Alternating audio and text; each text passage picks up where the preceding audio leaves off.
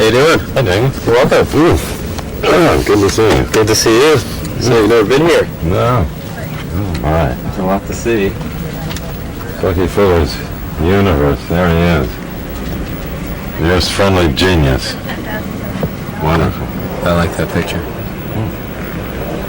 I think Allegra's here. You might as well go right in, and I guess you'll get a lot of chance to see everything. Good.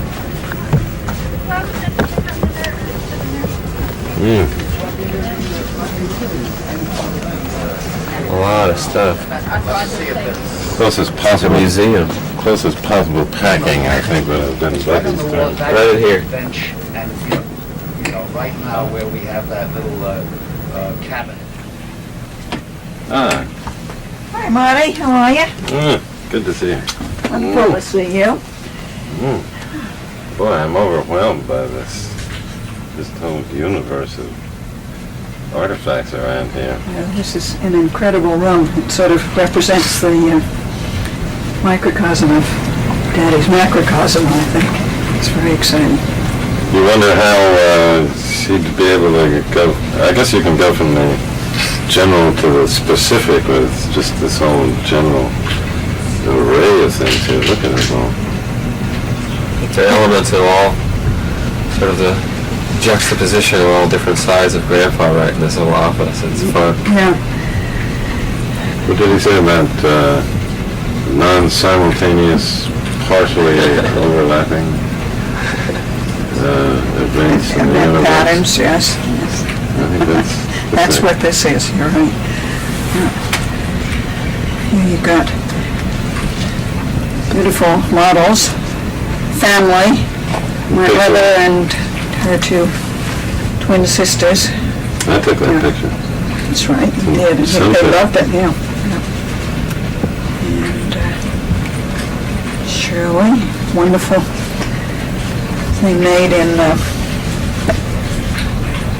Bali for one of Daddy's birthdays, and it says on it anniversary, which was because his birthday and their anniversary were the same day.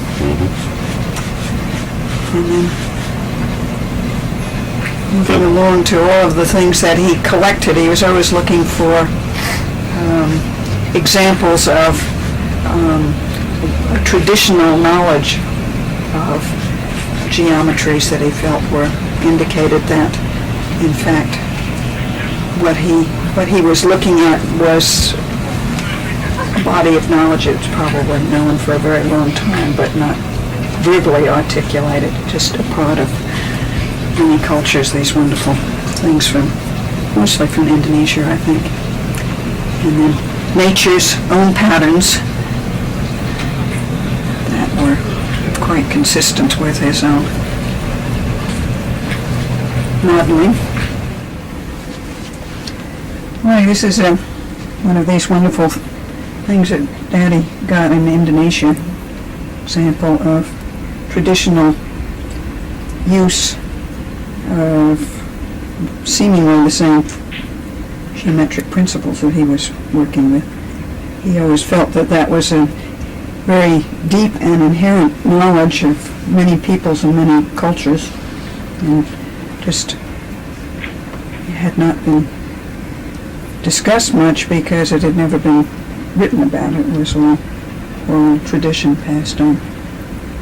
It reminds me of what he used to say, that when he often said that he didn't really invent ideas, that he had good ideas, and that when he did, that he had the feeling that there was some kind of a mustiness to them, as though they'd been thought by other cultures, other people, and that he was just rediscovering them and trying to integrate them into modern life. It's really interesting. Well, most of these are the three-way weave, which, is familiar as geodesics, and I think this is a little ball from Africa. You always used to love it because it was so strong because of the three-way weave. Yeah, it's totally fragile. But obviously these structures it distributes. It's very light, and distributes the load all around evenly, and survives its punishment. That's great. Fantastic. there are other things along here. We didn't talk about this on this round. This is Happy Birthday, Bucky, and Anniversary, because of their anniversary was on the same day as Daddy's birthday, and celebrated in many places over the years. That one was part of the celebration in Bali, wasn't Yes. it? Yeah. And people were always sending him all these things that they would find using his geometries, and just whole world. Perfect breathing. Boy, look at this. It's, It's absolutely extraordinary. The clear triangular patterning. Two triangles. You get a lot of bonuses. Yeah. It's absolutely extraordinary.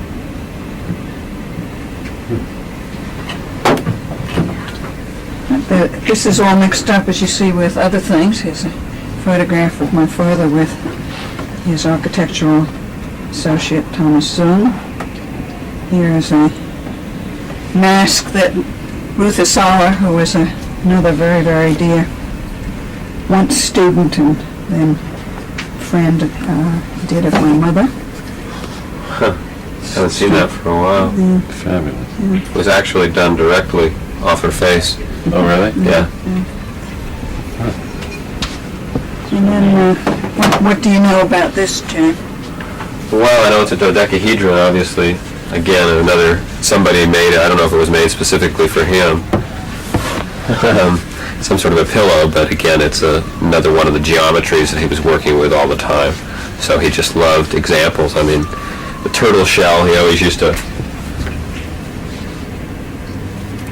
talk about turtle shells, because the amazing thing about them is that they keep their geometry, but they can grow from small to big. So he used to talk about how each little panel is like an unrolling donut, because this thing expands out, but keeps the same symmetrical geometry the whole way. So, these are just all wonderful geometries in nature. Really clear examples of the rock and the shell. Yeah.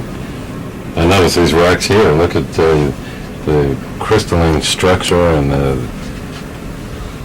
you always love to look for rocks at Bear Island. Oh, sure. And constantly be picking up ones that are just these beautiful. They're all triangles and things that shear off. Oh, look at these. These are all natural crystals. His octahedron.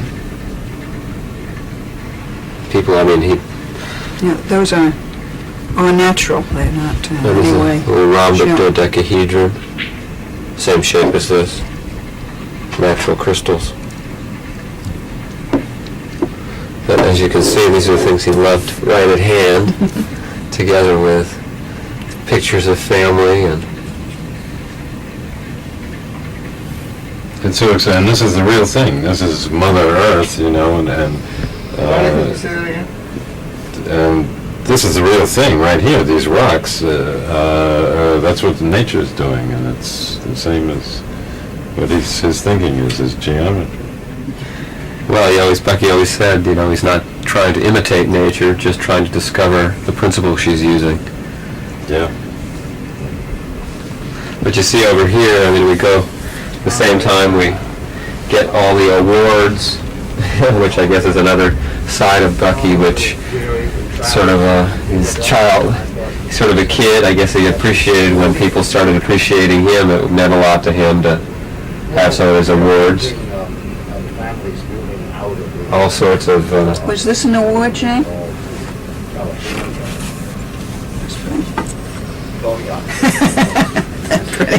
Aha, here's a little note. Yes. Presented to Bucky Fuller as he gave the Betsy Ross Day speech, June 6, 1979, at the Betsy Ross House in Philadelphia. William Van Allen, president. That's Daddy's own handwriting. That would be the He was a kind of... documenter. Yeah. He always wanted to get these things. We'll probably find... Well, here's another.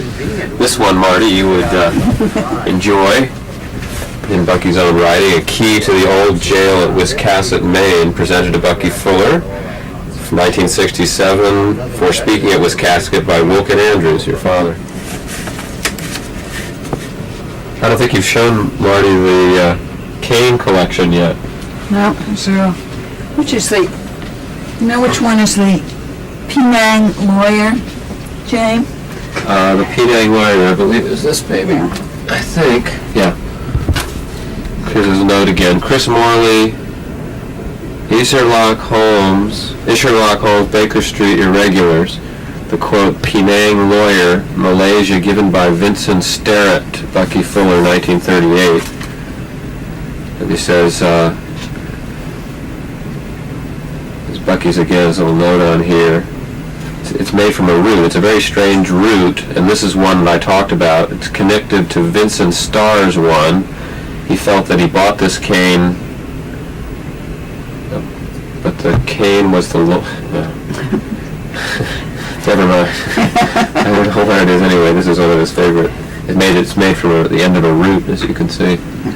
So I guess at one point he had that hip operation, so he probably needed it, but was he collecting canes before? Oh, yeah, no, much this, before. that Penang lawyer was, what did you say the date was? Anyway, that 38. was, yeah, that was, I think, probably the first one, and then it went on from that. It was really very late along the way that he actually had use for the canes himself, physically. Step in a little. Yeah, they got the basket's blocking your head. I guess, yeah, walk around the table and... Then he had, of course, made some of his own on certain occasions. Looking for one that he talked about from Toro Canyon, Montecito, Bob Fitzgerald's. There's one that he got. And did he do the writing on there? Yeah, he did, and then he actually, they had showed this collection recently, and he interviewed, they made note of each one. This is actually made by Wilkin, his brother, 1921. Here's one made by Bucky from the holly bush, brought from Ohio and planted in his and Ann's driveway border of their geodesic dome home in 1961-71. That would be from Carbondale. Well, can't get worse than that. Jane, you want to tell us a little bit about that? That's one of my only paintings, my brief painting career. What's Grandpa say about that? No, I think that's just about Oh, that's the cane. lawyer. Okay. And then more awards. Is this Margaret Fuller here? I think so, yeah. And rock plate from Rock Hall. Rock Hall being the Hewitt family home where they were married on Long Island. Oh, yeah. Yeah. And then you get a little of always a touch of just raw technology, like these bearings of some sort that demonstrated some principles of gearing. This is an example of his interest in the snake, the naga, which one finds mostly in Asia. He felt that the whole mythology of the naga really was a very acute aspect of the whole development of world thinking, and he collected a number of nagas from all over. Once was in the process of trying to do a film about the naga with. Hold it some more and turn it in your hand. He was in the process at one point of considering doing a film with John Huston about the naga, but it never did finally get off the ground. Oh, you can put it there.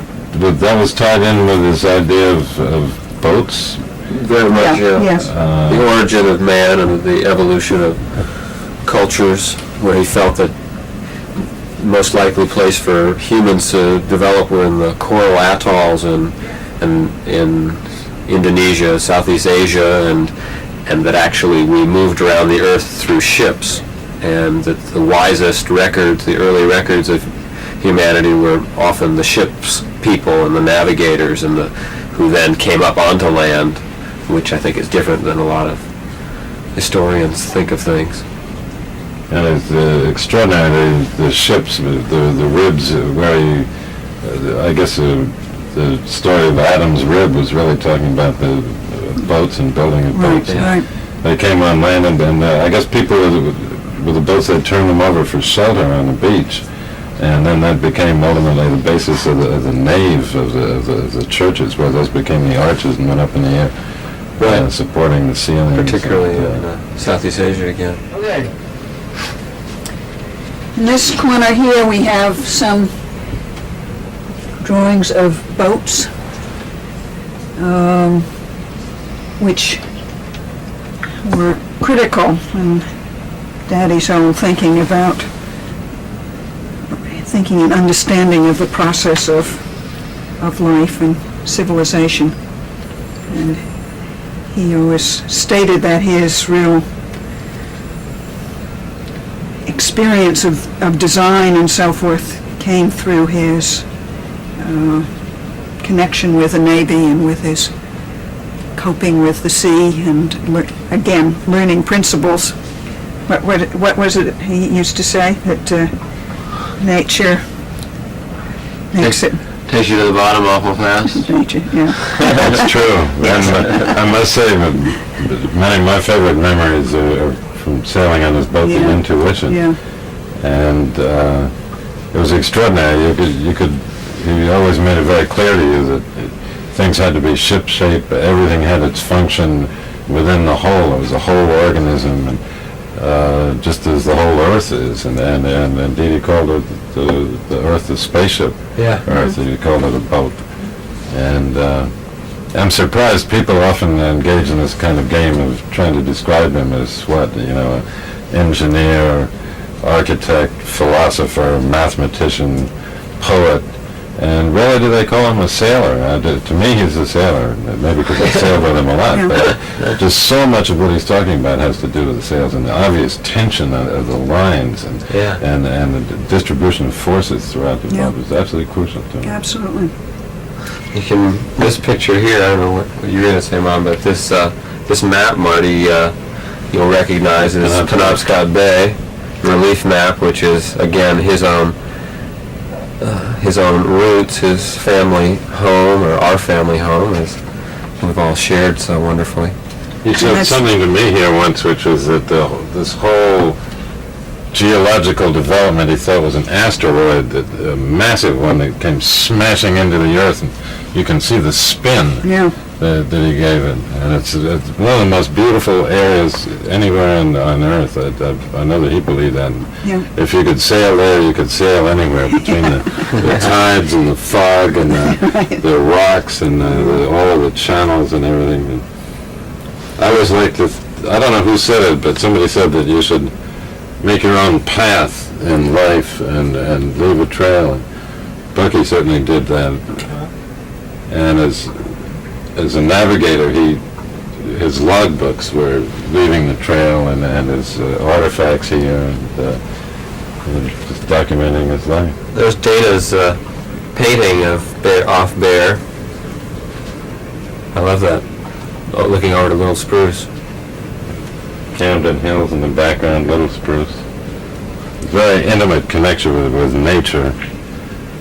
I always wanted to ask him about something about the privies on Bear Island. There was no plumbing, no electricity. It was very primitive and a way to be very close to nature. And it always struck me when sort of meditating in the outhouse how close I was to nature. You could hear the sounds and the smells and the sight. You were just directly up against it, whereas the most modern bathrooms are just totally sterile tiles, metal, chromium, stuff that was just completely unnatural and unreal.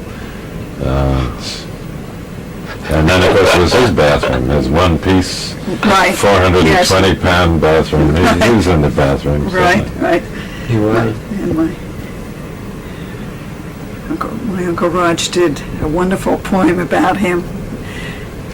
Hold No, it. You're going to say that poem? I'm not going to say the poem all the way through because don't have my father's memory. That was another thing he was incredible about. He could recite all kinds of, but one chain to a room. you have, Bucky, you, well, anyway, the You've point done it now. yeah, Just say that. everything else has been okay. No when chain when in the you, bathroom. yeah. I guess how would you put a chain on some little steam machine? I mean, the shower was a little fog that Yeah. used something like a pint of water for a 10-minute shower. Here is two, and I'm going to take this off the wall. This is my mother with my sister Alexandra, Ah, who unfortunately had a very short life, died when she was 4 years old after having gone through some incredibly difficult experiences. And she really was a tremendous inspiration to my father and my mother. And so happy when I had my daughter to be able to name her Alexandra after her aunt that she never knew and I never knew her because she died before I was born. what an amazing blow the death of that child must have been to Bucky. I mean, that whole incident in his life, I mean, when I'm feeling depressed or whenever I'm trying to figure out what I can do myself in this world, I think of Bucky. You've been kicked out of college twice and failed in business, and his child had died, and he was completely without money or prospects or credit. It was just this was the great kind of crucial turning point in his life, which he talked about so much. Right. Well, it was what was wonderful was that it was never a negative, because it was when, after all of this, when I was born, that he always used to say 1927, and that was the year of my birth, that my sort of, I think, my existence, gave him the challenge to make it all, humanity work for everybody, of which I would be gain along the way. He also was so intent about it not being just a special gain for me, but a gain for everybody in the process of being concerned about me and being concerned about making the world work for me. You see those, that picture of Anne on their wedding. Oh, how Was there any particular reason why they got married on his birthday? Well, his birthday had been, his father died on his birthday, his 14th birthday, I think, and something about his birthday that was very special to him, and it continued to be. There's one person that seemed to celebrate his birthday all of his life. I know. At one point we had plans this last summer to have a joint birthday. Yeah. It was going to be a halfway party. He was going to be 88 and I was going to be 44. He was born on July 12th and I was born on the 10th, so we're going to do that on the 11th, right in the middle. I had to call it off because I was in England. As it turned out, he didn't make it. He died July 1st. Yeah. That's a great picture too of Bucky and Anne. It's one of the only, right there. This one? Yeah. Yeah, fabulous. Who took that? We don't know. Wait, you back up a second? Oh, I guess you can lean in. No.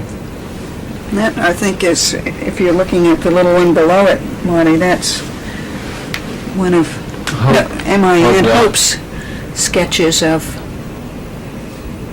the Sunset House in Maine. No, that's Bear Island Harbor. Oh, is it Bear Island? Looks like it's Yeah. from Piggy's Point. Not Piggy's No, I think Point. it's This when is Piggy's Point here? No, it's from Addie Kent's boat.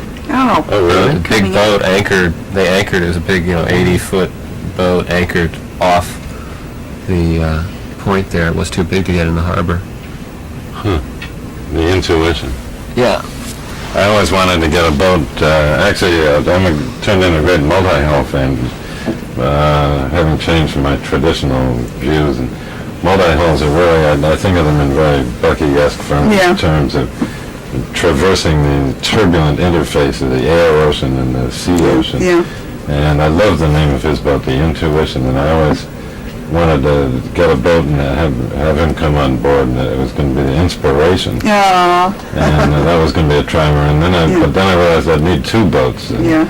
that would be the cruising boat. The racing boat would be the Desperation. I thought he'd like that. Who do you think this is? Kind of one little friend you met along the way? Yeah. Again, his documentation attitude. That's his writing. Colin Wagshell, younger son of Peter and Kathy Wagshell, and younger brother of Adam. Everything's labeled. Yeah. But again, this wall is so wonderfully representative of him, so much family. It was wonderful that with all of his travels and so forth, the family was always the center still. Mm-hmm. And here's Jaime in many poses. Here, here, here. Alexandra. Here. And then our dear friend Ruth Asara, I think I mentioned her before, who was a student at Black Mountain College. Black Mountain was a very critically important first college assignment for Daddy, I think, or first he was director of their summer program one summer when John Cage and Merce Cunningham and Paul Taylor. no. De Kooning was there, and Albers, Lippold, and Ruth Sara, who was just beginning to start her career in the arts at that point. Ruth is now one of the most active artists in San Francisco, and this was a wonderful fountain she did at the Hyatt House in San Francisco. And Ruth, my father loved Ruth. This That is reminds me also the gist of him. He was always happy addressing college audiences Oh, and yes. everything. He was really designed more to teach at colleges rather than to study at them. Absolutely. I was just starting to point, this is also a drawing by Ruth. I think you then can see the connection, because Ruth drew much of her inspiration in the same kind of way from nature, but as an artist, with an artist's total perspective, has transformed it. I think there Yeah. quite a lot of connection between. It's important always, I think, to think about my father as Allegra. Okay. looking at these things of Ruth Asawa.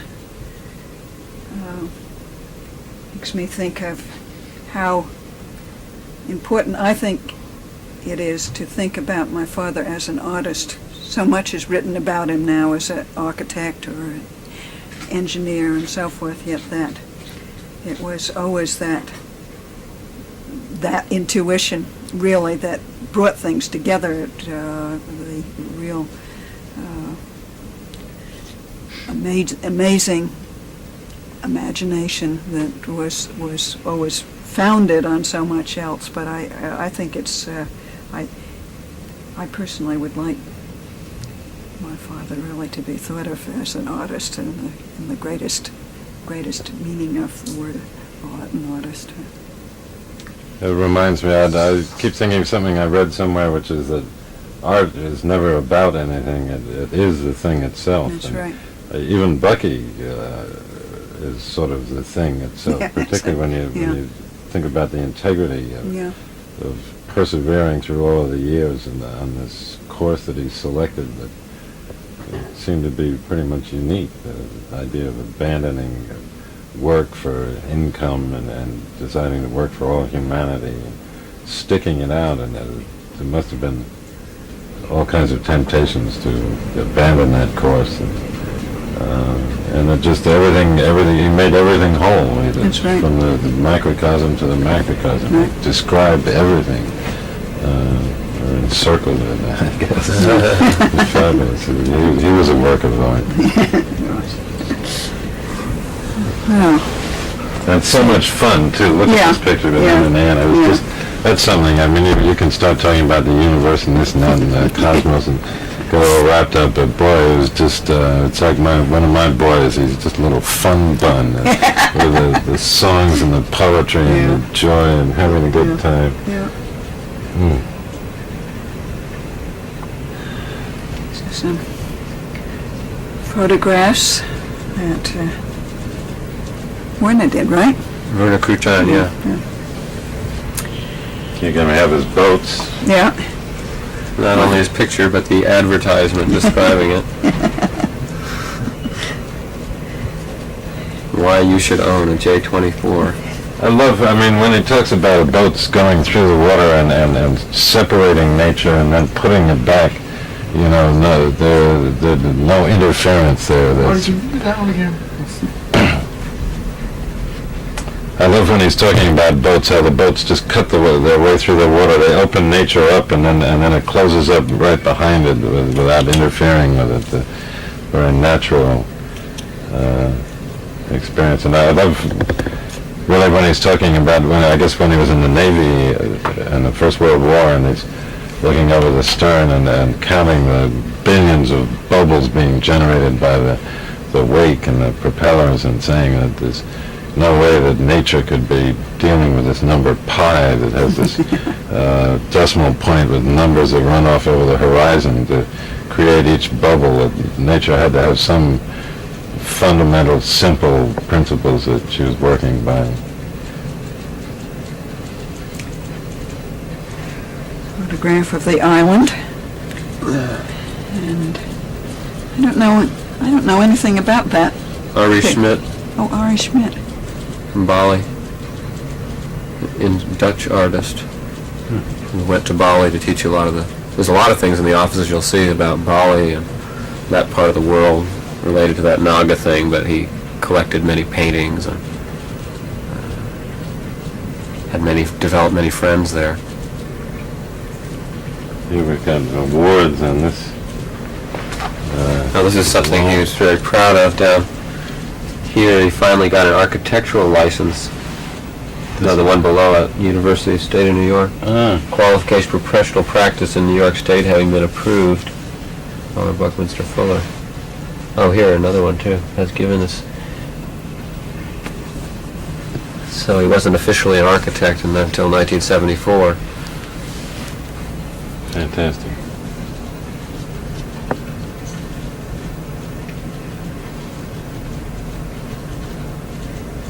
He really enjoyed the kind of acceptance of what he was saying, not so much, I think, on ego grounds, as just a sign that somehow the world was starting to agree with him, that people were starting to catch on. And he was such a really kind of a maverick and outside of the establishment so much that I don't think that he was happy to be welcomed into it. That wasn't his objective, but I think he appreciated the recognition that insofar as it looked like the world was starting to understand him. Right. Yes. I often think of Bucky in chairs, sitting in chairs.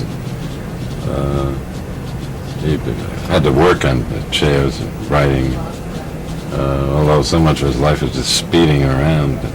Even I think of locus, the concept of a locus is being kind of Bucky's brain and some airplane just moving through the sky and going somewhere and angling one way the other way through the universe. And there's a beautiful chair that he has in Sunset, the family chair. That's the Reverend Abram Williams chair. Dates from 16 something. Yeah. Yeah. He always loved jazz. I didn't remember that he'd ever designed a chair. Jaime says he has, but he was always very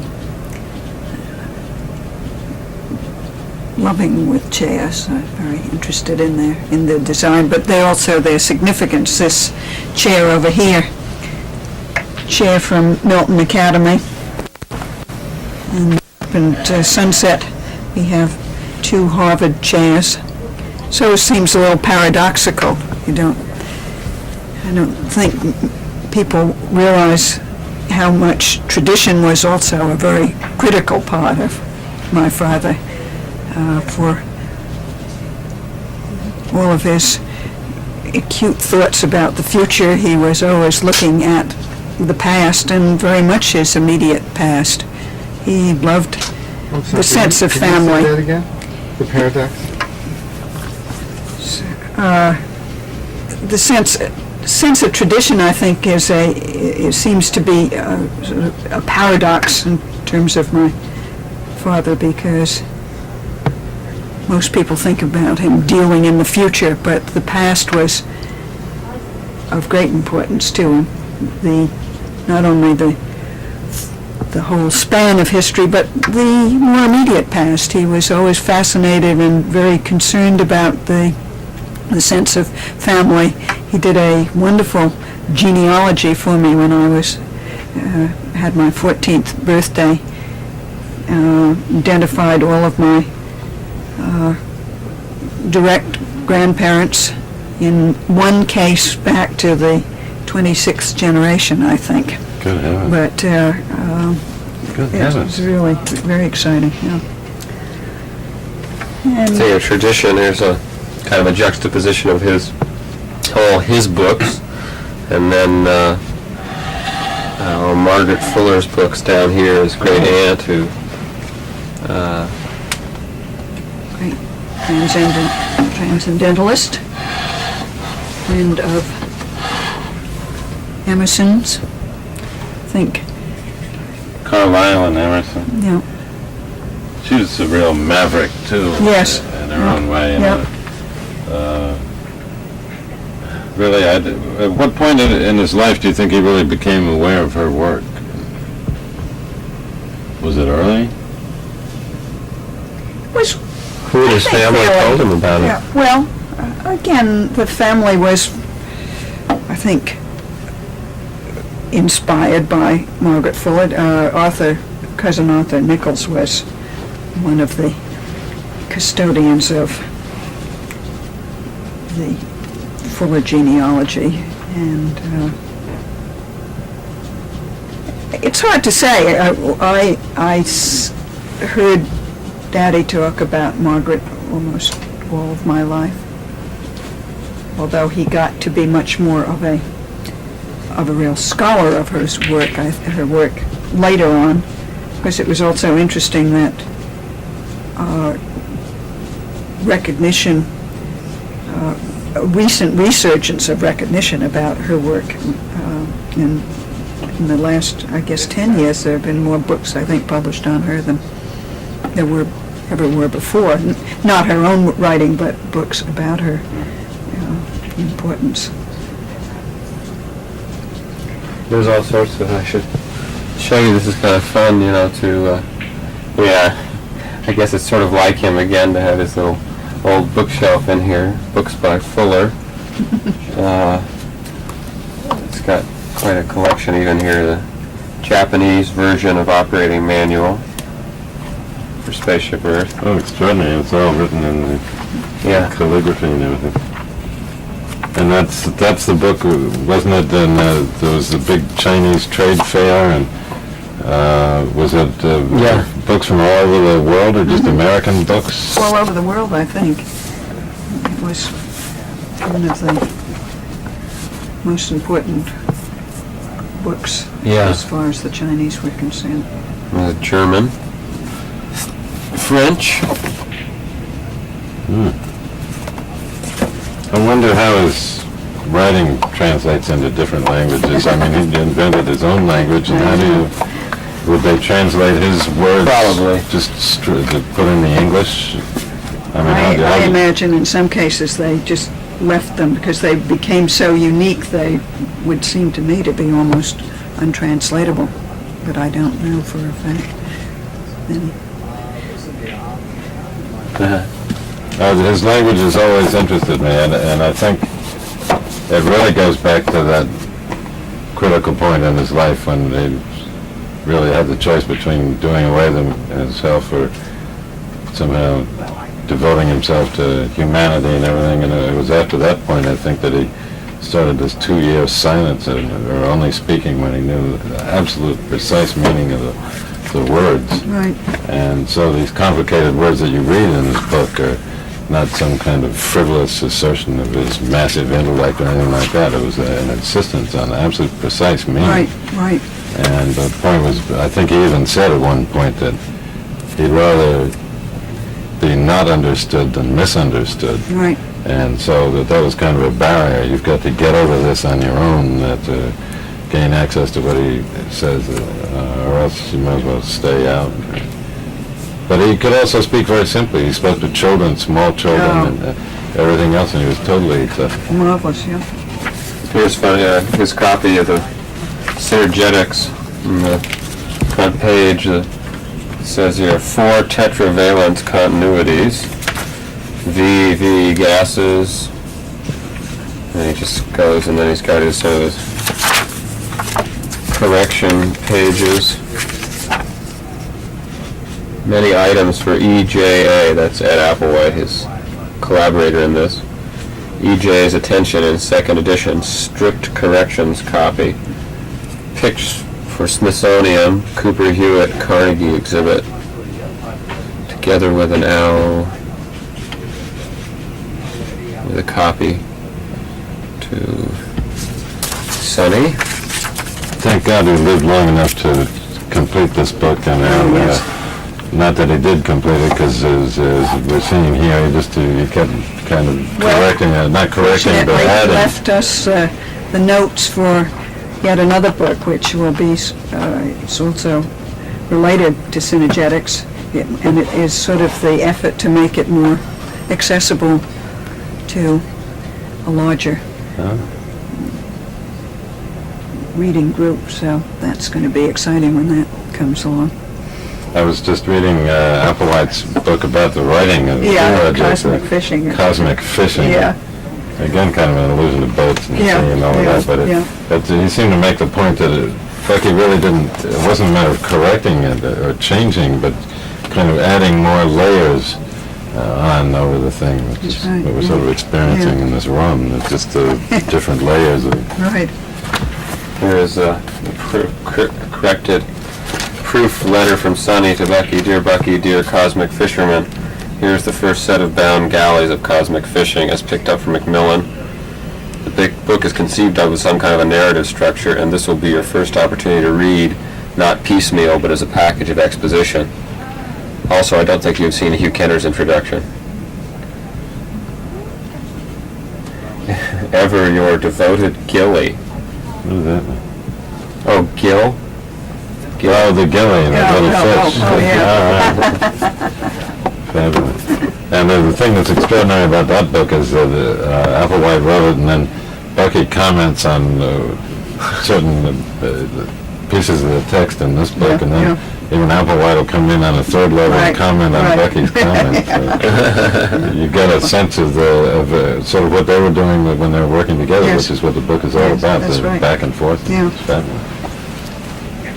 Were you going to show Marty this? Yes, that's one of Bill Badd's cartoons. Bill Badd, the great puppeteer, and their friendship was a very, very long-standing one. Marty, I want to introduce you to Shirley, Sharkey. Shirley's been working with Bucky for about 15 years and has really been responsible for managing, coordinating all of the affairs here in Philadelphia. She was with him in Carbondale and probably knows more than anybody, I think, about the day-to-day operations, day-to-day life of Buckminster Fuller. So, but I'll let you guys talk. I'll join you in a little while. Great. See you later. Sure, 15 years is fabulous. I don't know, it must have, I guess, but the office wasn't here for 15 years, that's for sure. It's been here 11 years. And what was sort of the difference between the scene in Carbondale and here? Was it, We had a very big budget in Carbondale, a much larger office than this, an enormous staff. Bucky was gone almost all the time, like he was here, and things started getting out of hand. It was also the late 60s where there was so much student unrest. Finally, Bucky decided to leave Carbondale, and I was the only one that had worked in kind of every department, so of course I was the perfect choice to be the one to go. So we moved here January 1st, 1973. in this building here? No, first across the street, on, I guess, the third or fourth floor. And then a few years after that, we moved in the next door building, and then we moved 3 times in that building. And 2 years ago, we moved into this building. So there's nothing unique about it, I mean... Moving? Yeah. No, I think Bucky probably moved more than anybody. Okay. And then if you look back, he's lived all over. I've lived in transit probably more than any one place. Well, he as an individual was more in transit probably than most people, and his office, and moved a lot too. What are some of your favorite things here? Your little area. You show me, I noticed this picture that didn't Ann do that? Is his wife of the 4D house? This is a color Xerox of a painting that Anne did of the 4D house and a Maxine car. The 4D house was patented in 1928, and I'm not sure exactly when Anne did the painting. It would have been the late 20s or early 30s. I think that's what they call a house on the pole. It had this central mast and then these wires that are holding it up in tension, the beautiful strength of the tension cables. There are a lot of variations of that also. Yeah, as a matter of fact, I think that this was, first he did a whole sort of multiple-story tower with these things stacked up, and then this one came afterwards. Possibly he did the single module first. Many, many drawings from that period, which will be published by Garland Publishing next year. Lots of the drawings from the archives and... And that's really important because that was the first time the public really took notice of him. I really think the late 20s and early 30s is the most interesting period in Bucky's life. I mean, that's my personal. I think so. Maybe I should say the 70s. That's when I was around, but... Well, it was really when he was starting up and really getting going on his own. And abandoned the idea of working for a living and playing the rest of the world's game. He set up his own game and actually wound up with what they call the world game, which is something else. We'll talk about that with somebody else. So many of these things are just citations from honorary degrees, just space on the wall. This, I think, is very interesting. Arthur C. Clarke gave it to him as a birthday present a few years ago, about 3 years ago. It's a tray from Sri Lanka. That's about all I can tell you about it. Shirley, Jaime told me to ask you about this safe. What kind of valuables have we got in here? Well, I don't know if they're so valuable. There's the one room we call the archives, which most of the archives are there, but then they're spread out. And in here are a few interesting things. This is Bucky's watch chain. He did wear for a few years. The 2 watches were because when he traveled, one would be home time and one would be where he was at. And his Phi Beta Kappa key, some things like that, and then of course natural crystals that he loved. Fabulous.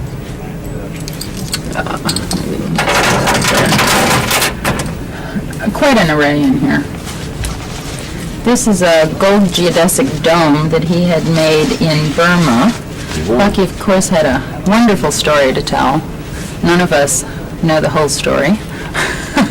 Why don't you hold that? There's another little part in here. If you don't want to wear it around your neck, you put it on its little stand. Oh. That's pretty good.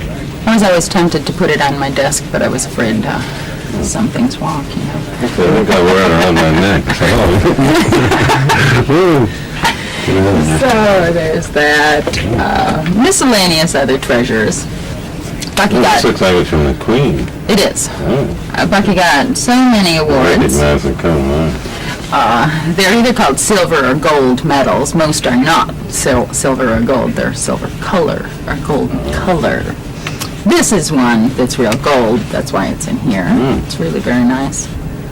He wore it again just this June because his associate Norman Foster received the gold medal this year, and Bucky was the presenter. The Royal Institute of British Architects, incorporated 1837 to 1897. Extraordinary. There's a lot of weight to that. Whoa, that's worth some cash. That's why it's... Actually, it's usually in the safe deposit box, but I took it out so that he could wear it in June and never got back to the bag. This fancy matchbox has the Maxine Awards, which they're just the three-way weave that Bucky liked so much. But Bucky, through the years, would give Maxine Awards to people who had done outstanding jobs. Say that again, please? Okay. Well, actually, the story behind these, Bucky just saw them once on one of his travels, liked them so much he bought up all the ones that the guy had in the store. So Bucky thought he bought up the entire supply in the country. I'm sure the shopkeeper just, the minute he left, went and got some more. Anyway, there's, and Bucky would use these as Maxine Awards.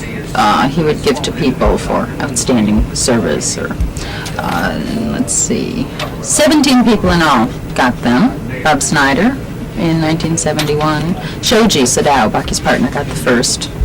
I don't think you want the whole list. No. I got one in 1974. Great. Maybe we should finish up here. You know, Bucky, trying to document his entire life, kept all his old passports, all his old address books. They're simply thrown in here. But someday, I hope someone goes through them more thoroughly.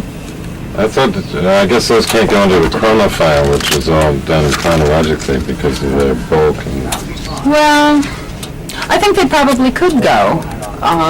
They were here when I started, and so I never took them out. Some are very interesting. They're even from when he was at Harvard, and they'd have all his notes about he was sick today, so he didn't do his homework, and girlfriend, very, addresses. not too much about girlfriends. That came later, I think. Well, although it was the famous story, it was the stage actress. Oh, he, yes. Took a liking to and wound up sort of squiring around and blew his whole year's allowance at Harvard on her, and resulted in his getting kicked out one of the times. Yeah, that's just other things. He picked up places. I don't know that these have any real value, but scarabs from Egypt. He would just occasionally come back with something and say, stick it in the safe, and You got a compass or whatever, though, it's interesting. collection.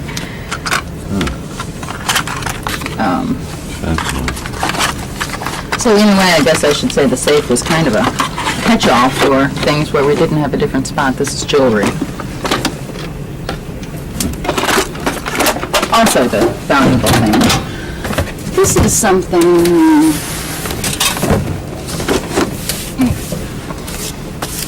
Ezra Pound inscribed this to Bucky in 1971. This then was reprinted in Intuition. Ah.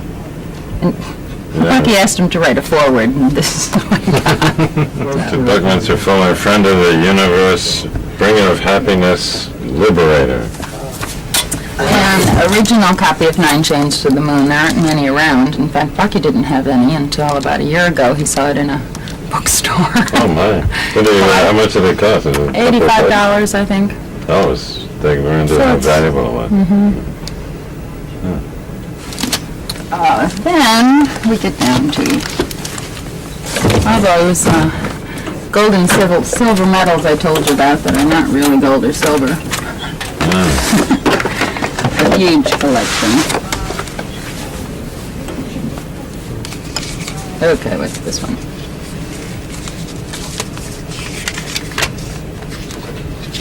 I'd like to see what's on the obverse, Oh, there. other side. Not much on this one. This is from the Rhode Island School of Design. Each one has a description.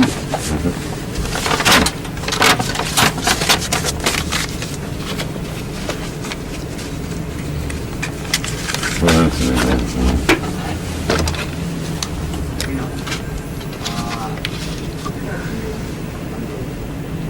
Presented at the World Symposium on Humanity, Toronto, Canada. That's a At bird. least it looks real silver. It's tarnished. This one doesn't have a piece of paper on it. It says, Médaille de la Recherche et de la Technique. I guess that's medallion of research and technology, French. 1983. Got that this year? A few miscellaneous things in here. One Christmas, Bucky ran into a fellow that made rings, and he had one of these made for each one of us. So that's his. Hold it, Marty, let's see. Bucky loved to commission things. Yes. Boats, jewelry, I guess. People, launch people on projects for him, and Well, I think that was really one of the special charms about him. He retained the child. He just was interested in everything and got excited about everything, which I think most adults don't do. All these envelopes are just Expo 67 World's Fair.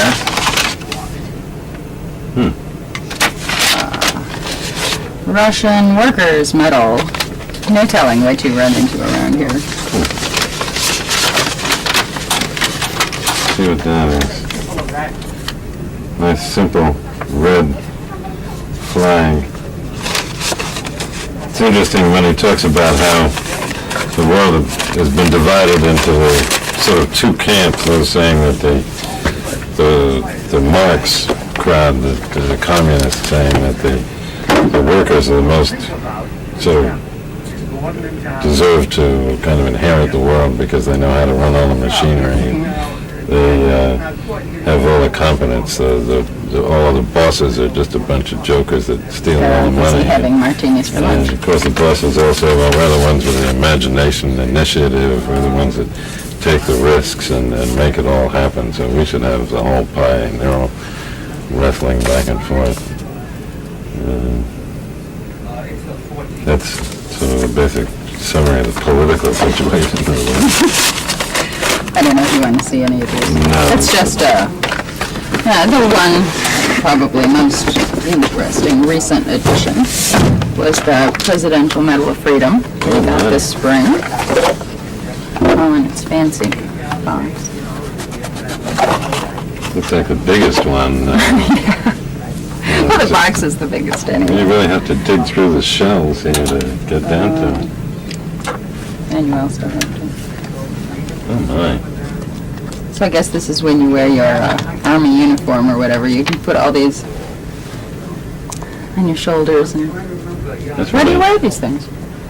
I don't know. Just hang out and change costumes all day, I guess. I don't know. So, and of course, copy of the menu and everything. Oh boy. Shrimp cocktail, cheese twists.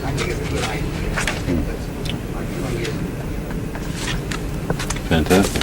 I think that's about it here. Well, that's Any fabulous. particular interest in my office?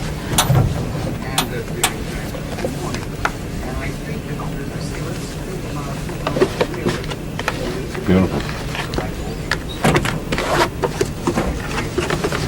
This whole array here, every now and then I used to think that maybe he was copying me a little bit. I used to wear watches with all kinds of things hanging off of them, and then I think really I've worn a vest myself now for like 25 years, almost every day. Sometimes it'd be a towel around my waist in the vest, or running around with a bathing suit, but the vest is always there. There's all of the pockets. This one's a good one because there's inside pockets as well as outside. And I turned Bucky onto that when he had these very cumbersome hearing aids, and just told him, y'all have a vest, and you can put them in the vest pockets. It was kind of a very natural thing, which he proceeded to do, and he wore a vest a great deal after that. Maybe you did give him the idea for that. I don't know. I know. That's gorgeous. I've seen him wearing that regularly. Yeah, he wore it for a few years, and then just recently he quit wearing it. I don't know why. Anyway, so. Well, listen, thank you very much. Nice little tour. I've got to explore the rest of this place now. If you have questions, let me know. All righty, thank you.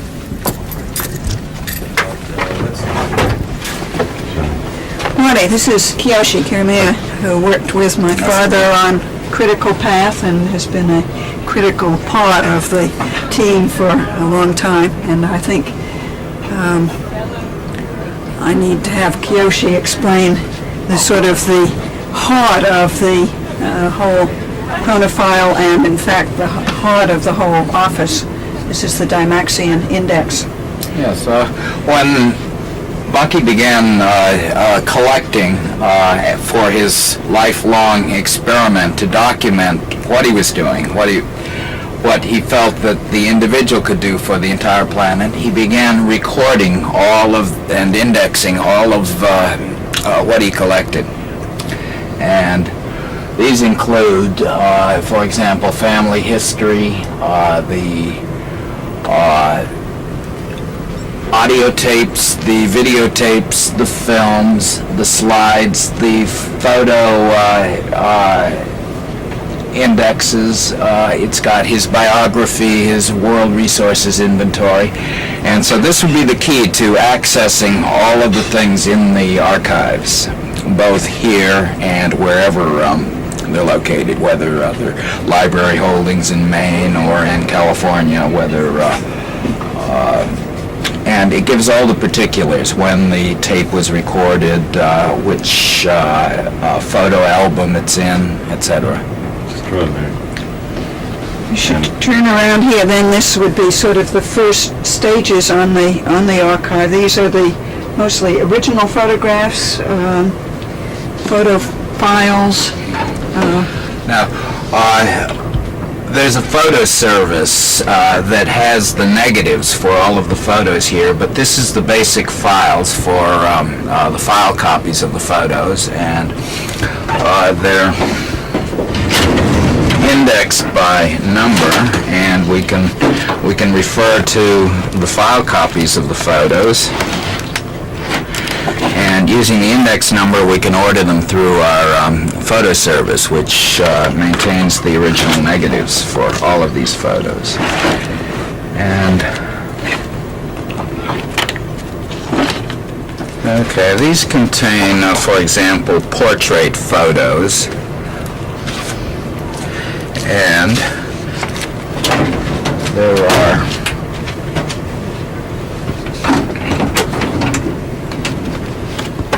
travel photos and snapshots in envelopes. These are photos that aren't indexed.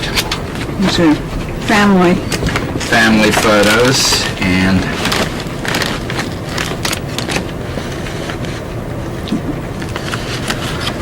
for example, birthday party photo from 2 years ago. Is that Alan Burston? Yes, Ellen Burstyn. John Cage. John Cage, Bill Baird, Norman Rice, Shirley Sharkey, and Amy Edmondson from The Office.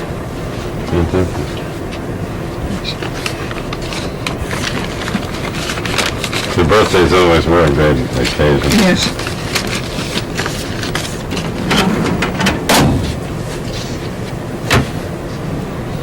These are contracts and current projects, and the introduction to the archive, the rest of the archive that follows. These are memberships of all of the social and professional clubs that Bucky maintained membership in over the years. And these are the files on them. Now, to the rest of the archive.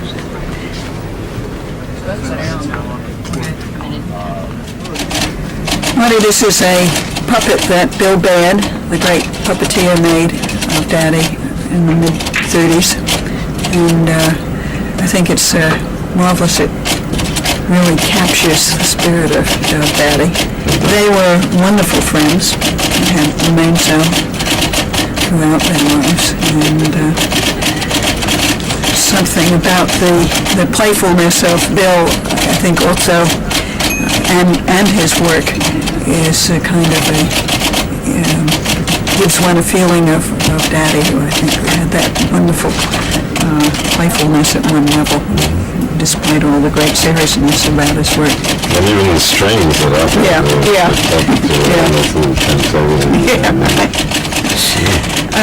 We're just about to go into the body of the archives.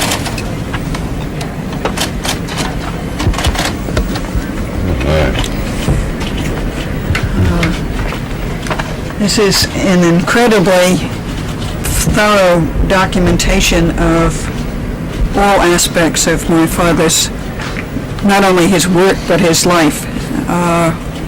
He set out, really, when he was a very young man, feeling that there was he said that his brother Wilkett collected stones and so forth, and he collected papers and... Can you say that again, please? His brother collected stones and the typical kind of thing that a young man would collect. But my father collected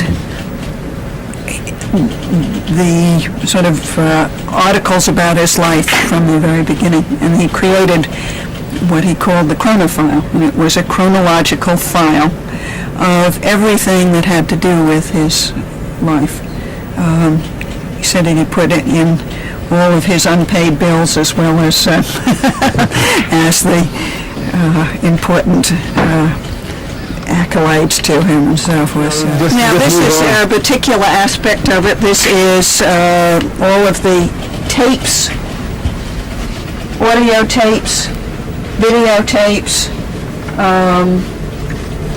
2-inch quad.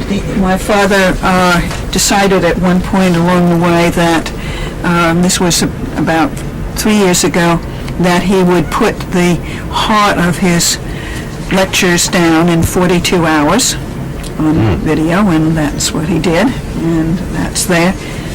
In here are films. He's probably got the one that I did on the boat on the Intuition. I'm sure it's there. Everything has been kept, and then this is about 11,000 slides. Many of them he did himself of his own, of his work, and all of the things that he felt were. He was a very good photographer. He was an excellent photographer.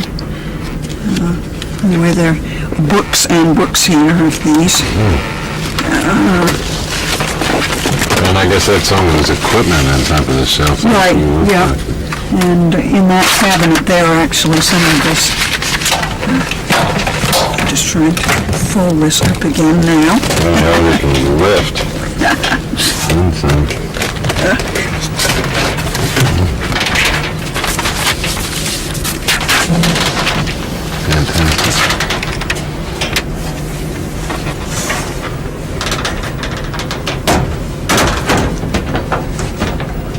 It's really incredible that because he lived to be so old, virtually 88 years old, to have this sort of the total works here, all in medium. Well, it's particularly important because one of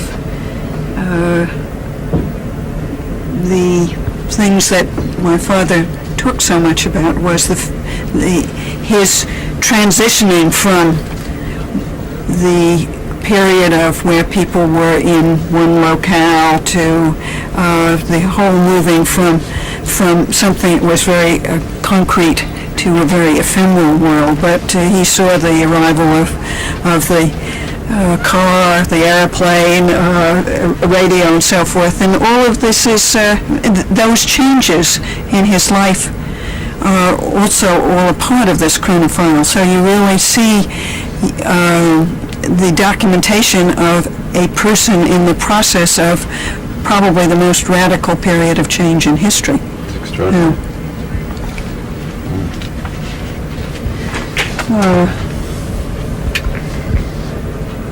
Here's one of my favorite things right here. This fighter trim low-fat milk. Gosh only knows how long ago this product was manufactured, but they have this little cartoon where one cow says, "Name the longest Who's Who entry." And the answer is Buckminster Fuller with 139 lines. And Who's Who turns into Moo's Moo at the bottom here.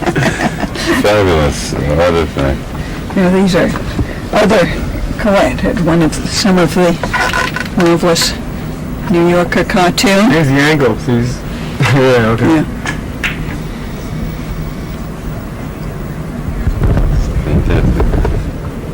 This is one of my favorites, the Buckminster Who. Who's Buckminster? Buckminster Who. And it brings you back to the finding evidence of his work in other cultures and times. Right. There was another version of that where the actual, this is the, here's the beavers. Same quote down there, Buckminster Who. Somebody else doing their own version of that. Fantastic.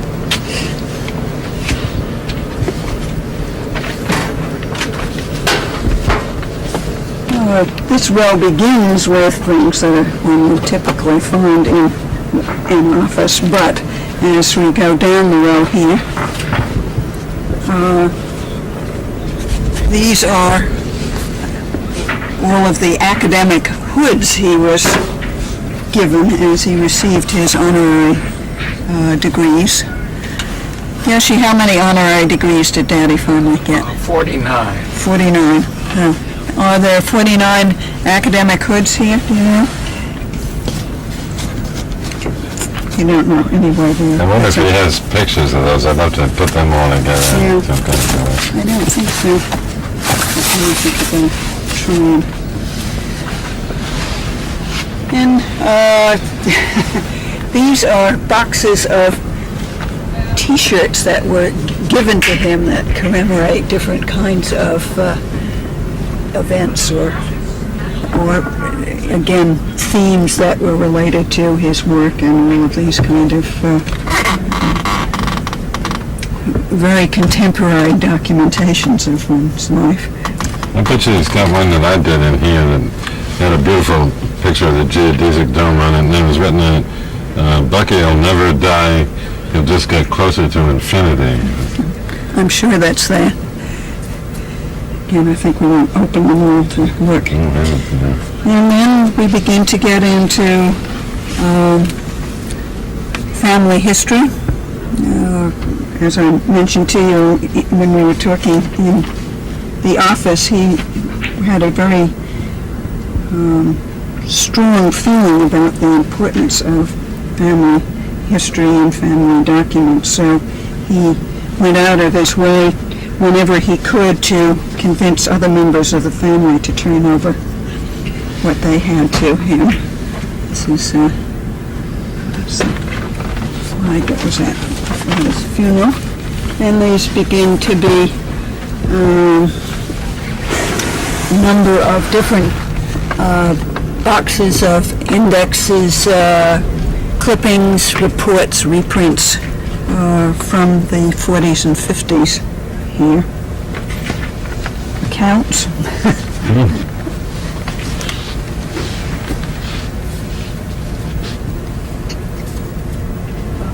Then we have different boxes that have different special kinds of projects in them.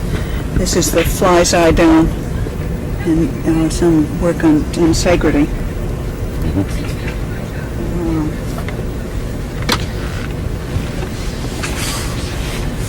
Well, you can just hardly squeeze through here. Be an acrobat. These are rather amusing, and I think it's important to have.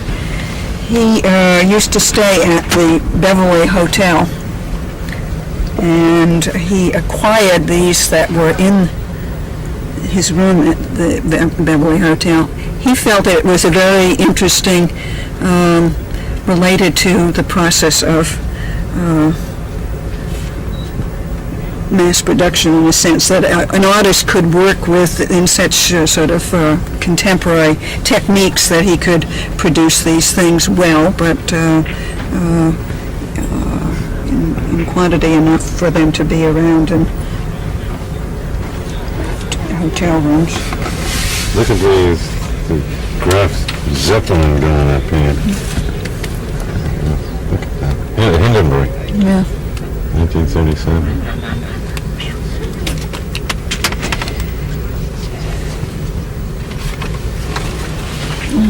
Picture of the Montreal Expo with his wonderful dome up there. The dome? Yeah.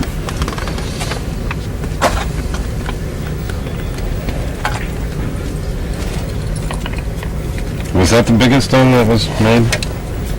What was the largest one? No. Or that Baton Rouge? The Baton Rouge one. I think that's even been succeeded at this point, but no, this was one of the major ones, but not the largest in terms of size. It always interests me that the bigger they get, the stronger they get.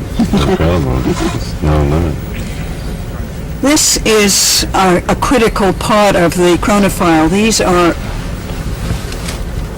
newspaper clippings. Daddy used to go very carefully through all of the newspapers that he could get his hands on, and any of the major magazines and so forth. He was really looking for what he felt were key articles that talked about changes, patterns that he was looking for, and he kept all of those, kept them very carefully, and they were continued always to be a major sort of source of his sense of analysis of really what was not only going on now, but the shifts towards his thoughts about where we would be going in the future. And I noticed that some of they say microfilm, so that there's duplication of it on microfilm somewhere, but it's still he retains the originals. Allegra? Yeah, I think that primarily are 60,000 articles that specifically describe his work over the years, These are his own and ones, yeah. or geodesic domes. That voice that you're hearing is Kiyoshi, who actually knows a lot more about the archive than I do. Can we get beyond this instructions here? Should we try to, or... Here we come around the corner here, the next file. This actually, which has been pulled off the shelf, is the shirtboard file, which is the clipping one. This, I'll pull it out and try and be careful. You see, is these articles. This is dates from 1971. Says the little engine that should. It's a whole article about Amtrak. And he would color code all of the articles What was the red one for? Red was commercial, things of not much interest, but that interested him. Things that had to do with sociology or advertising. And an interesting thing about this, he found that shirt boards all over the world were the same size. So he could be in Hong Kong, or he could be in South America and find shirt boards the same size. And if he found articles in the local newspapers, he had a handy way of putting them on file boards wherever he was. I think I'm not sure of the sequence, but somewhere along the way when I was little boy, I did a lot of drawing on what I used to call bingers, which were these shirt boards. Yeah. And in fact, we then jointly, my mother and my father and I, illustrated a book called The Proud Shirt Front, and it was about the use of the shirt front. It was a wonderful story written by Christopher Morley, who was another wonderfully dear friend of my father's, and it started with the incredible usefulness of these shirt boards in the Fuller family, at least. Fantastic. And purple was his color that indicated the highest level of philosophy and new developments that he felt were particularly important. And those were designated purple. He actually did a study of color, I believe, at one point, and the sort of meaning that had psychologically to people, and very much into it. He also called this his chronophile. Okay. Well, I thought we'd just sort of move more rapidly along this aisle, because it's just to give you a sense of the kind of thing that's here. These two suitcases really contain the whole process of one book, which was Synergetics. These were stored like this because the collaborator, Eddie Applewhite, had these with him in his office in Washington, but this is the process of just one book. Yes. Well, very specifically, this trunk contains all the material that Bucky used prior to working on the manuscript for Synergetics. So this is background materials he had collected over the years and had organized in a form in preparation to writing Synergetics. So this would be going back how many years? It would go back to the late 20s, early 30s. Wow. And then this one here is the more current manuscript? Similar. And then I think Eddie had a whole separate file of filing cards that he tried to... This is the memorandum describing the suitcase. This is one of two chests sent to me from Carbondale when I started to work with Bucky on Synergetics in 1969. The other chest contains mostly material relating to dome engineering. It was delivered to the Philadelphia Archives in 1976. The papers in this chest date mostly from the highly creative period after Fuller's residence in Wichita. They document the genesis of A and B quantum modules. They were written in Cambridge and Forest Hills. Most of them were dated 1948. Their value to students will be greatly enhanced if they can be maintained intact as a synoptic record of those years of detailed geometrical formulation. Very good. That's nice. Just right there. Right. This is another cluster of materials that relate to the time that he was in Carbondale on the faculty of the Southern Illinois University, and all kinds of projects that were going on within his office at that point. And behind us we have These are reprints of articles by Daddy or on Daddy, again over a wide period of time. He felt that when there was something that was important in print that came out, he would make copies of it so he could share it with others. Many of these are large quantities of the original articles, or original pamphlets. For example, the U.S. Marine Corps report on his geodesic dome when they were testing it for air deliverability. Museum of Modern Art brochure for his exhibition there in the late 50s, and other original articles.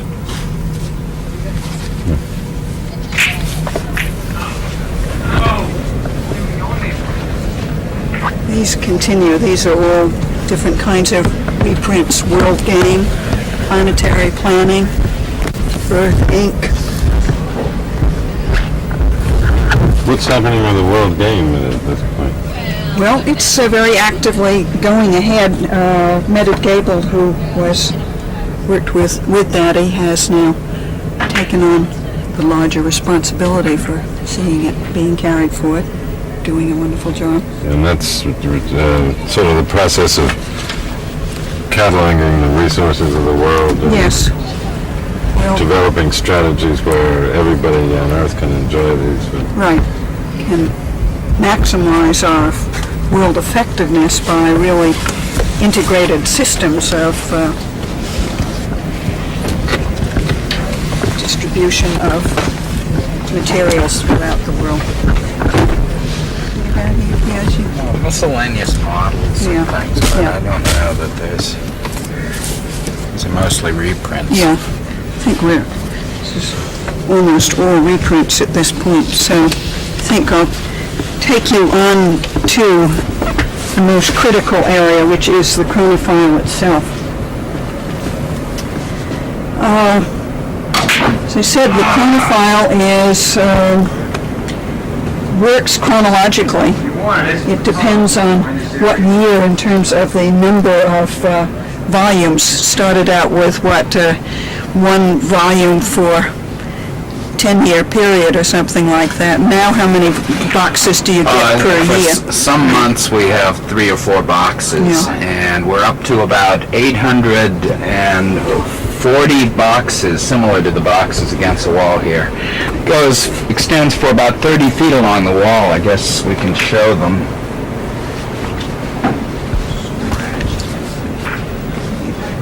I guess this shows this is a graph of the chronophile, and these are the years here, starting at 1910, working up to 1980, where it's just one of these things that just shoots off the page. Yeah. It's extraordinary. And I think there's another one in here. These are the New York Times articles about his work, and they're increasing over time. It's extraordinary. Only about 10 or 12 years is class index, but this is a class indexing for the chronophile. It includes cards which show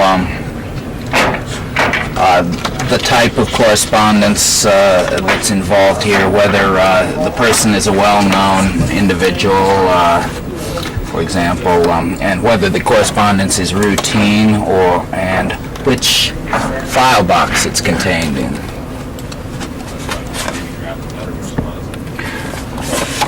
An example. And these are the file boxes. Yeah, this is the Morarishi that was just pulled out then.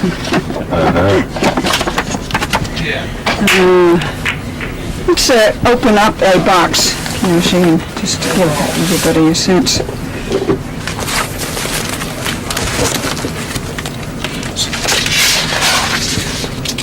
Correspondence. This would be, let's see, trying to, let's see. Hold it for you and you can sort of turn. Okay. The answer to the correspondence is is placed on top of the correspondence. But it's more than correspondence, isn't it, Kiyoshi? It's correspondence. Everything's sent to Yeah. Fuller through the mail.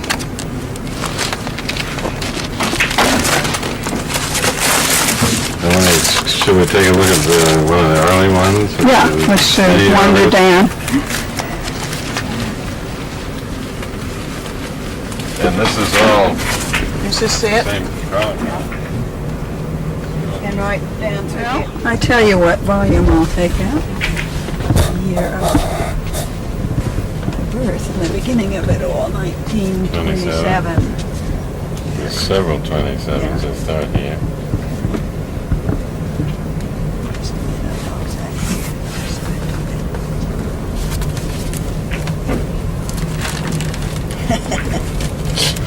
It's a Road map of New England. We will probably find some. This is probably documenting his travels. It's not really such a surprise. He loves maps, No. and there's a great design. The one great map which shows Yeah, least distortion. it's my mother's brother in there.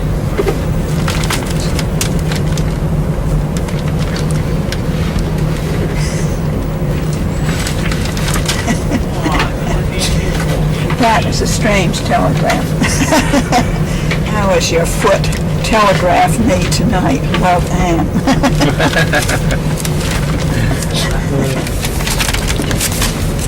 Oh, the problem is you get sort of absorbed with it. It's so rich in detail that you get lost in, yeah. But let me see. This will have to be right after my birth here. Congratulations on the arrival of the young lady, which was me, from Woolley. his Brother, yeah. And presents and flowers. Somewhere is my footprint, but I don't know exactly where it is. My father's fingerprints. And my rose given to me by Anne on baby's birthday. My footprints. There we go. Yeah, there I am. Fantastic. You could update it. There's maybe just enough room for you to... Open up wider one, I can see that change. Okay. Fabulous. That probably gives you a sense of how the richness of it. What do you think, Marty? Oh, it's utterly fabulous. It was nice to see just this regular, this Saccone land map there. It's Yeah. You know, it's just a road map you got at the gas station. Yeah. He kept all maps. Maps were fantastic interest on.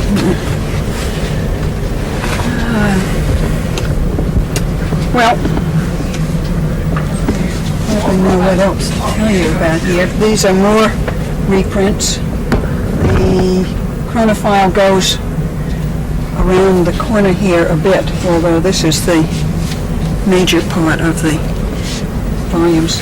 This being, again, a distinction. This is just basically correspondence and that kind of more personal document. Then we have in another room, which may or may not get photographed, where there's all of the manuscripts, and those kind of distinct projects were then held in yet another kind of self-contained grouping.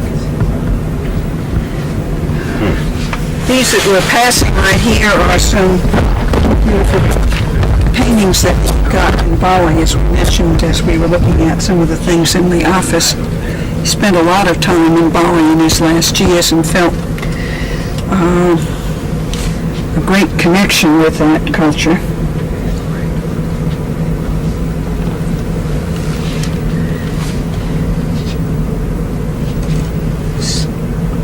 On the floor you'll see various other kinds of things that were given to him. Kiyoshi, you around? Yeah. tell us what that particular painting is, do you know? No. No, I don't. No. Obviously, some artists very much inspired by. If you just want to pan up here a little bit to see models, to see that every inch of space is pretty well absorbed with all of this material. It's extraordinary, really. I think we might take a look at that other room With the manuscripts? Yeah. Okay. Oh, yes. We need to turn around and look at, these are all the blueprints over here. Blueprints, original drawings, dating all the way back. Ford Dome.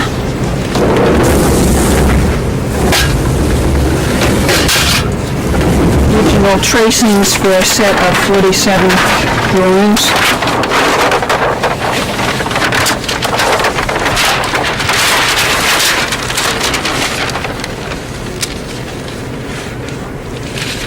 Now, have you done the dressing on this? No, I think usually had somebody in the office doing it.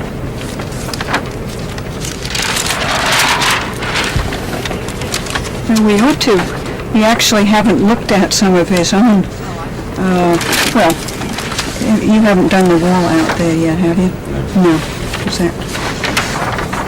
It's not that he couldn't draw. He drew very well. I see one here around front of you. One going over you for a second.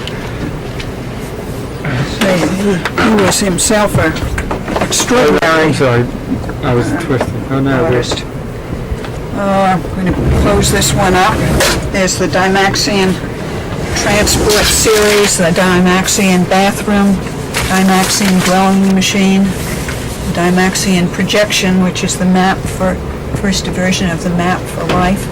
why don't you run down those again? Just, By and about RBF, miscellaneous projects, ships plans, Bear Island, windmill, rowing machine, and published synergetic artwork, industrialization charts, the whole, that chart, that very curve that you were looking at with the, again, that was a real way of interpreting what was going on, that charting. Maps, Dymaxion projection, dwelling machine, bathroom, Dymaxion transport, Ford dome, dome-related, other non-dome related by others, dome-related by others, which would be...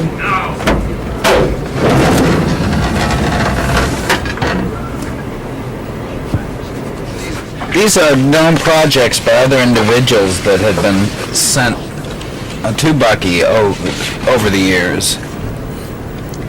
It's one of Tate Miller's, isn't it? I'm not sure.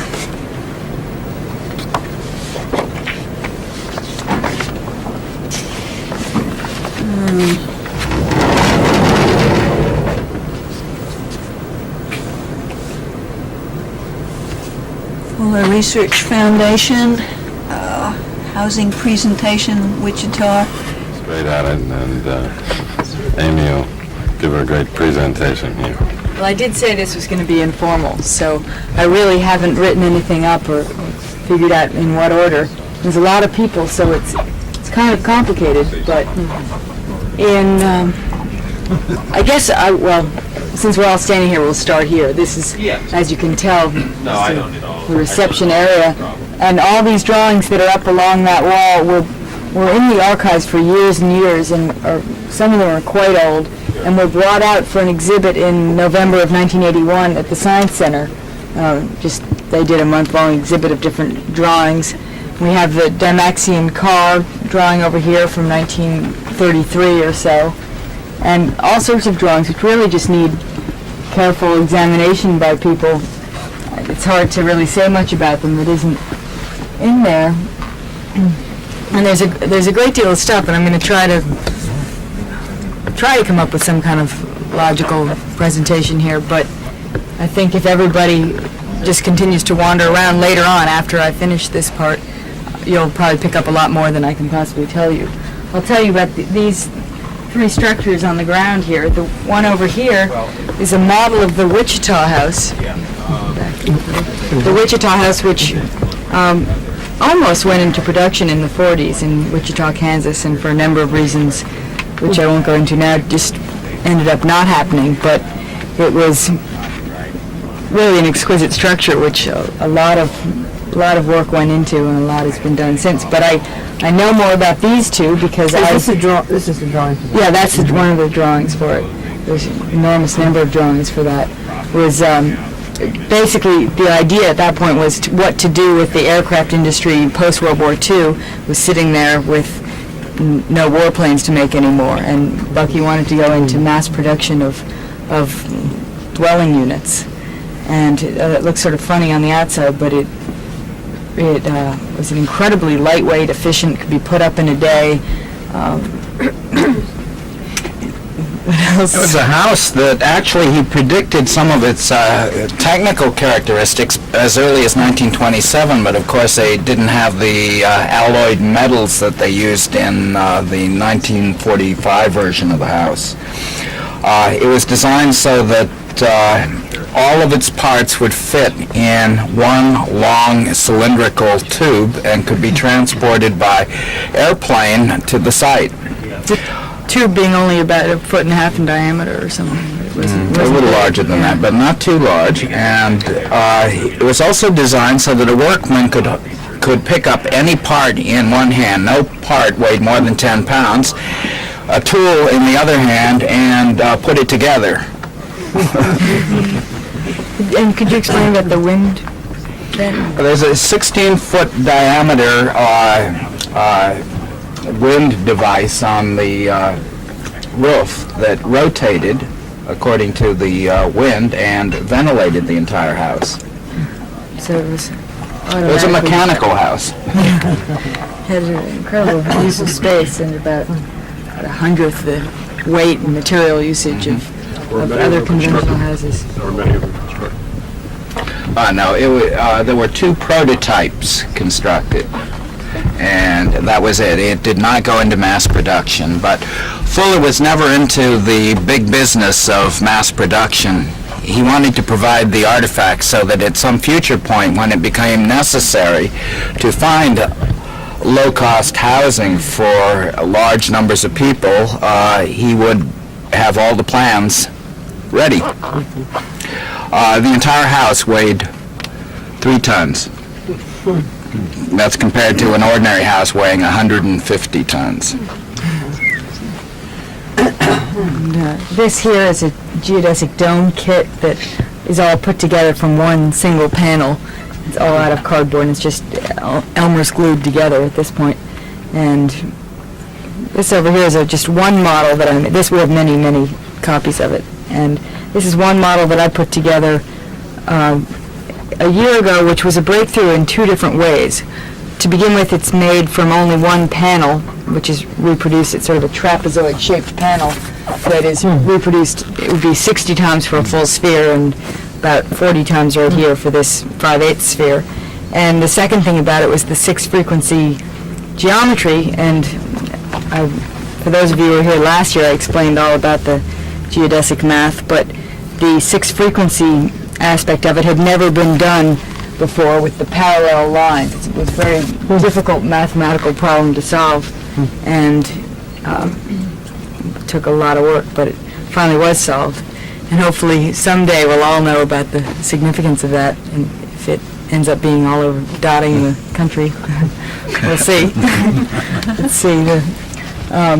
It's really difficult to work with this amount of size, but I think one of the most exciting things to see is Bucky's office, which is through here, and I guess it'll probably, I don't know if it'll all fit at once, but we can sort of trail through and back out, so I'll move in that direction.